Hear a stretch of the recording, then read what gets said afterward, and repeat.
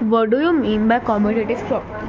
So this is just a simple property that we'll be explaining in this video. So we every time, like most of the times, you hear this, that addition is commutative. Well, here the commutative word means like a property, and it is very simple. And we say that subtraction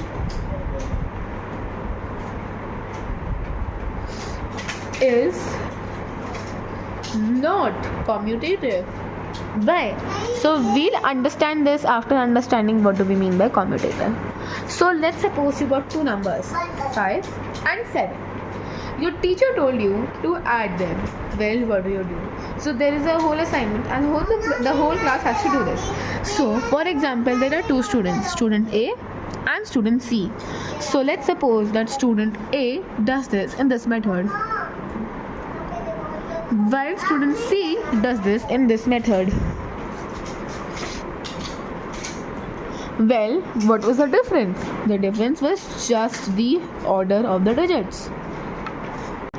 So, addition is commutative. Additive property is commutative because if the order of the numbers are changed, the result, the sum will never change.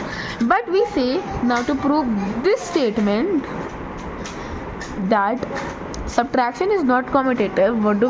We take the same numbers 5 and 7, and the teacher tells you to subtract them. Now let's suppose the same students, the student number A does this way,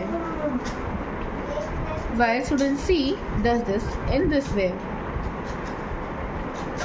Well, you know the basic concepts of integers, so this will be totally wrong. The teacher explains the student that although 5 plus 7 and 7 plus 5 are equal to each other, but 5 minus 7 and 7 minus 5 is not equal. So therefore, commutative means basically the order of the operation and the numbers.